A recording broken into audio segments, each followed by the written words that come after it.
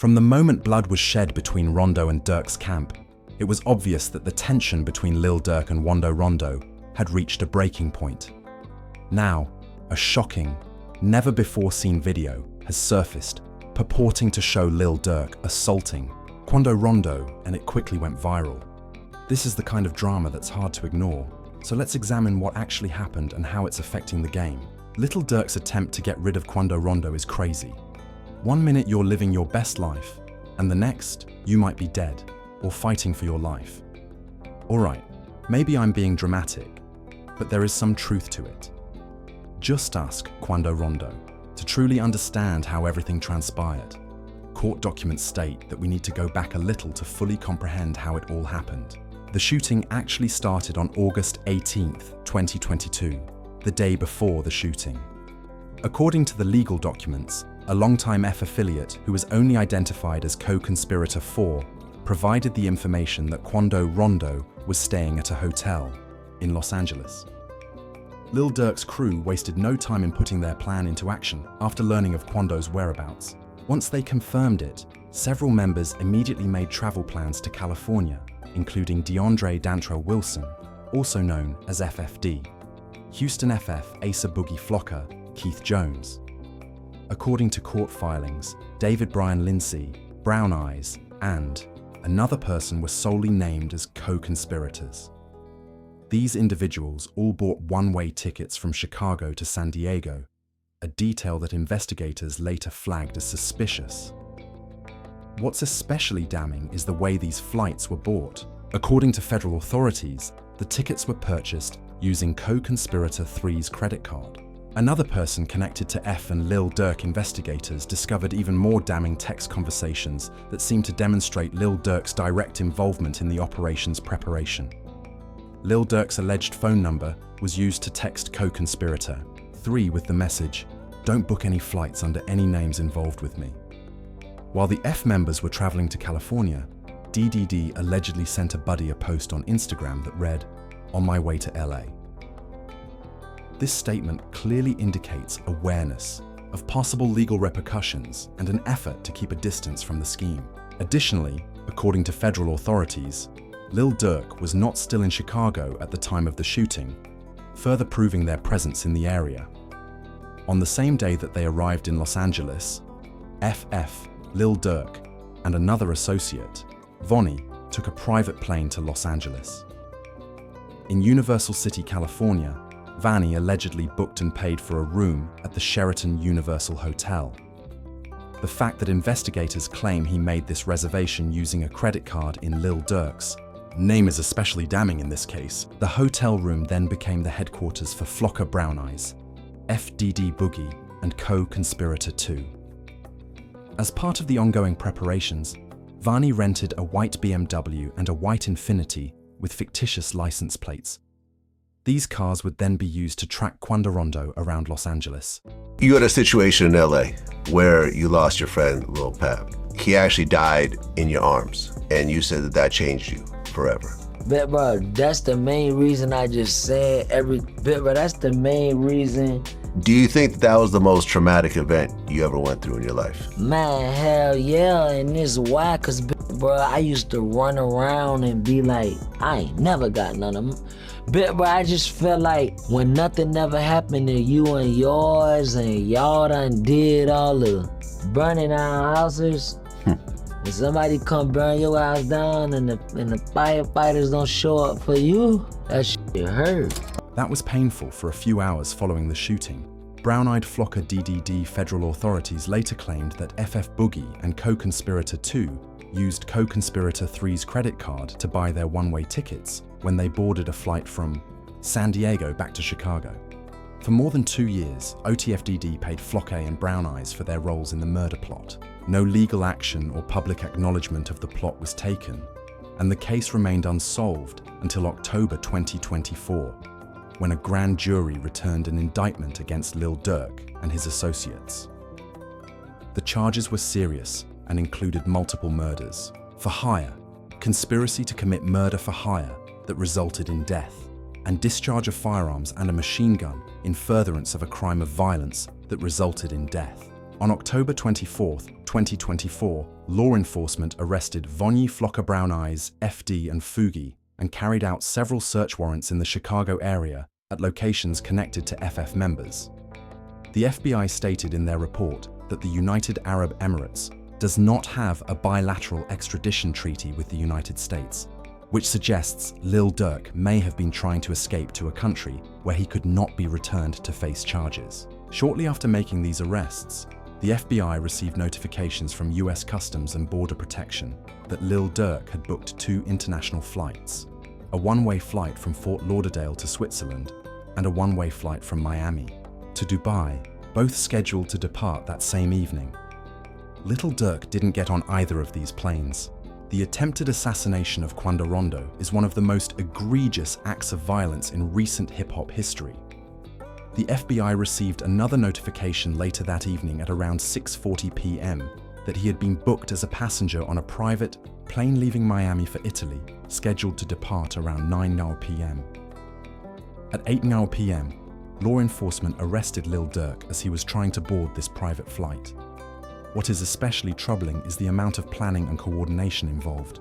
According to federal authorities, this wasn't a spontaneous act of violence, but rather a calculated hit that had been orchestrated from the highest levels of Lil Durk's organization.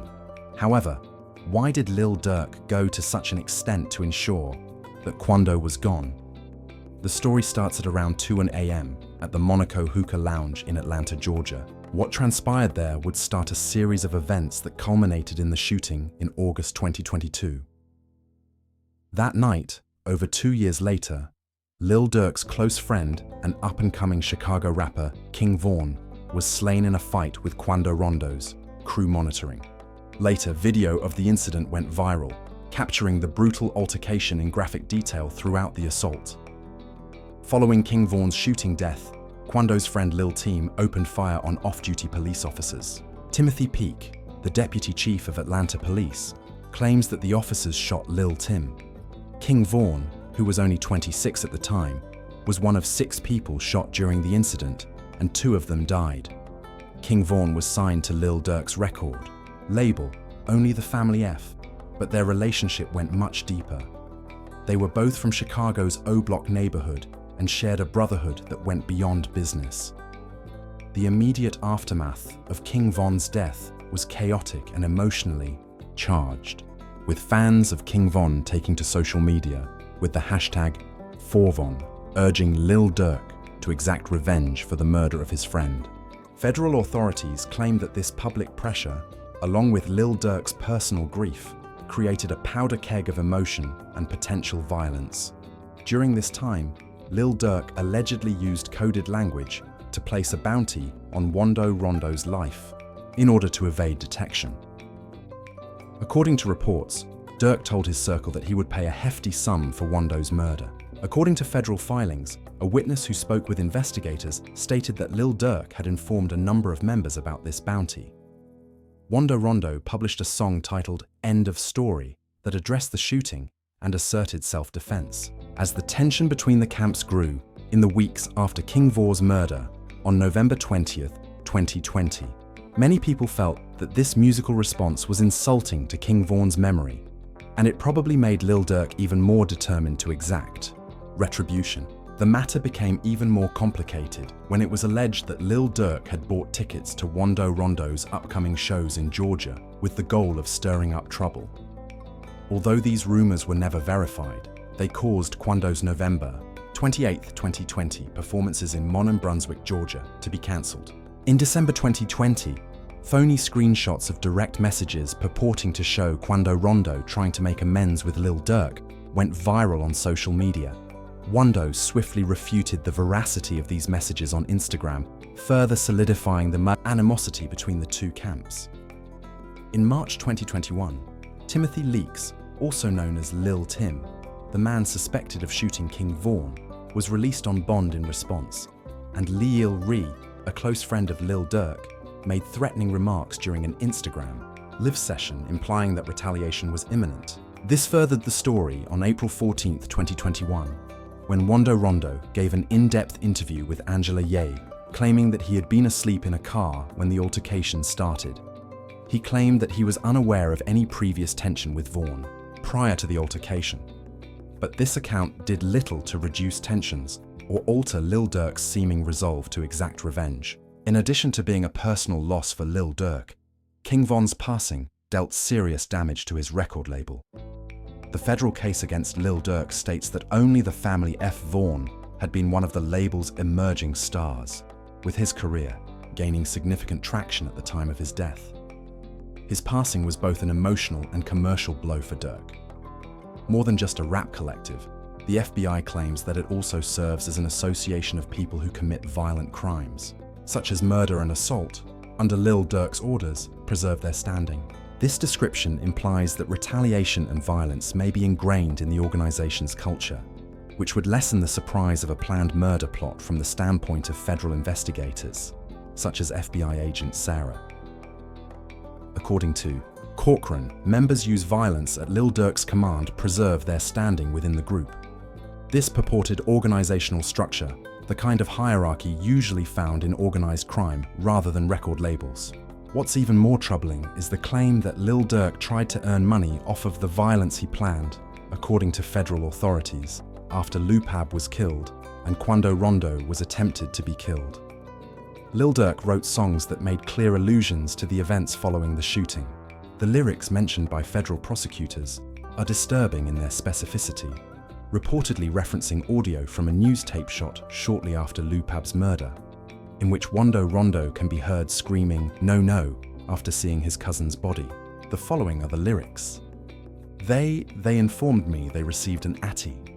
A few hours after the shooting swarm of brown eyes, you witness your son screaming "No, no" on the TV.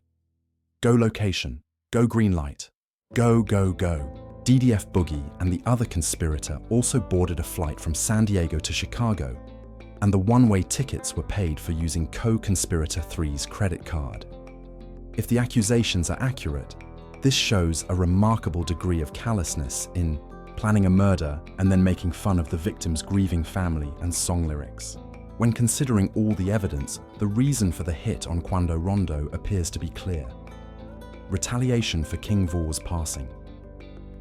Attorney Martin Estrada has that Lil Durk planned the murder as part of a larger conspiracy to exact revenge for King Von's death. This motive is backed by a number of sources and fits with the chronology of events that followed Van's passing. The period of time between King Von's passing in November 2020 and the attempted assassination of Quando Rondo in August 2022 is what makes this case so remarkable. This almost 2-year lapse indicates a degree of deliberation and patience that heightens the unsettling nature of the purported plot rather than a spur-of-the-moment response. According to the federal accusations, there was a long simmering thirst for vengeance that was finally fulfilled when the time was right.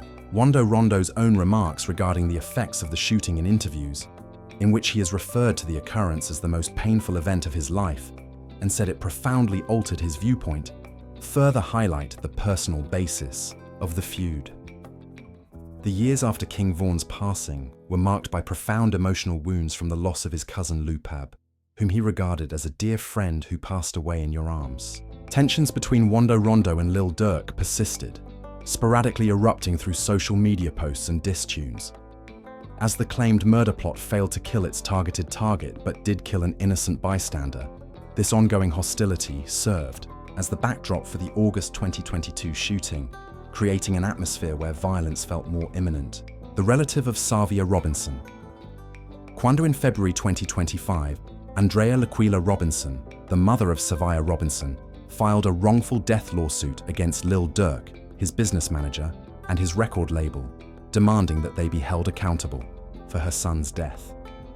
This tragic outcome has resulted in additional legal complications for Lil Durk. The feud between Lil Durk and Quandondo is one of the most violent and consequential beefs in recent hip-hop history. What started as artist, tension turned into a situation where lives were lost and others were permanently altered.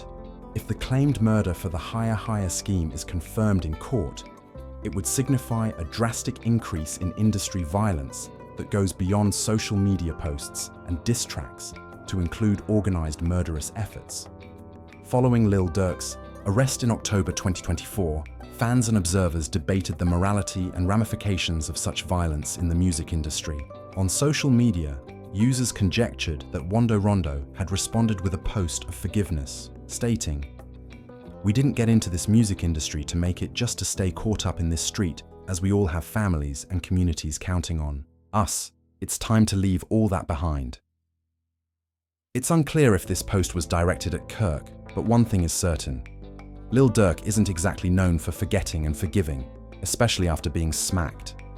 Don't believe me when I say that. Instead, ask those who have crossed it. The murder charges against Lil Durk weren't made in a vacuum. Rather, they are a part of a concerning trend of legal problems and disputes that have dogged the Chicago rapper's career. Lil Durk's run-ins with the law date back to his early career. In 2009, he was arrested for trespassing, though these charges were eventually dismissed. This relatively minor offense would prove to be just the beginning of his legal troubles.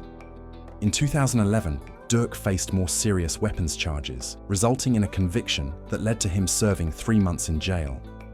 This early incarceration experience would become a formative part of his backstory as an artist who had authentic connections to street life.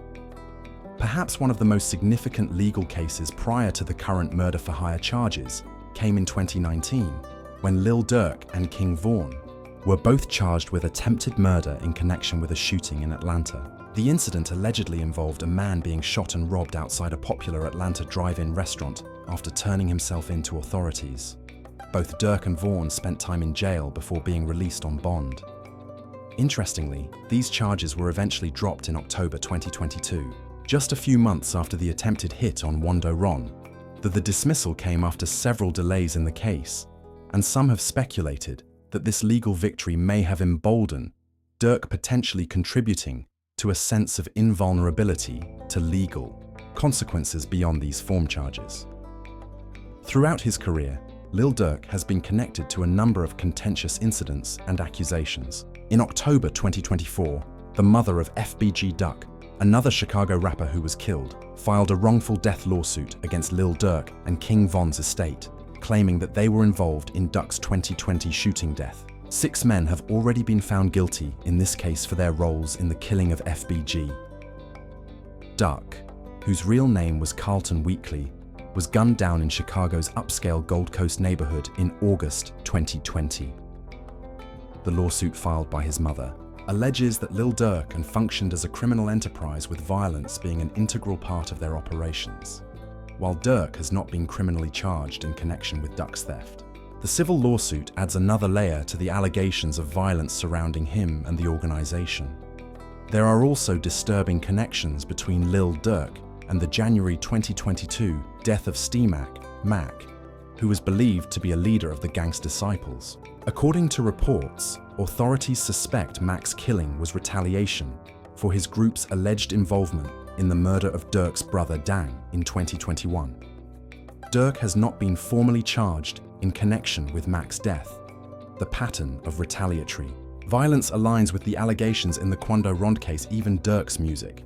If the claimed murder for the higher scheme is confirmed in court, it would signify a drastic increase in industry violence that goes beyond social media posts and diss tracks to include organized murderous efforts. Following Lil Durk's arrest in October 2024, fans and observers debated the morality and ramifications of such violence in the music industry. On social media, users conjectured that Wando Rondo had responded with a post of forgiveness, stating, "We didn't get into this music industry to make it just to stay caught up in this street, as we all have families and communities counting on us. It's time to leave all that behind." It's unclear if this post was directed at Kirk, but one thing is certain. Lil Durk isn't exactly known for forgetting and forgiving, especially after being smacked. Don't believe me when I say that. Instead, ask those who have crossed it. The murder charges against Lil Durk weren't made in a vacuum. Rather, they are a part of a concerning trend of legal problems and disputes that have dogged the Chicago rapper's career. Lil Durk's run-ins with the law date back to his early career. In 2009, he was arrested for trespassing, though these charges were eventually dismissed. This relatively minor offense would prove to be just the beginning of his legal troubles. In 2011, Dirk faced more serious weapons charges, resulting in a conviction that led to him serving 3 months in jail. This early incarceration experience would become a formative part of his backstory as an artist who had authentic connections to street life. Perhaps one of the most significant legal cases prior to the current murder-for-hire charges came in 2019, when Lil Durk and King Von were both charged with attempted murder in connection with a shooting in Atlanta. The incident allegedly involved a man being shot and robbed outside a popular Atlanta drive-in restaurant after turning himself in to authorities. Both Durk and Vaughn spent time in jail before being released on bond. Interestingly, these charges were eventually dropped in October 2022, just a few months after the attempted hit on Wondo Ron. The dismissal came after several delays in the case, and some have speculated that this legal victory may have emboldened Durk, potentially contributing to a sense of invulnerability to legal consequences beyond these form charges. Throughout his career, Lil Durk has been connected to a number of contentious incidents and accusations. In October 2024, the mother of FBG Duck, another Chicago rapper who was killed, filed a wrongful death lawsuit against Lil Durk and King Von's estate, claiming that they were involved in Duck's 2020 shooting death. 6 men have already been found guilty in this case for their roles in the killing of FBG. Duck, whose real name was Carlton Weekly, was gunned down in Chicago's upscale Gold Coast neighborhood in August 2020. The lawsuit filed by his mother alleges that Lil Durk and functioned as a criminal enterprise with violence being an integral part of their operations.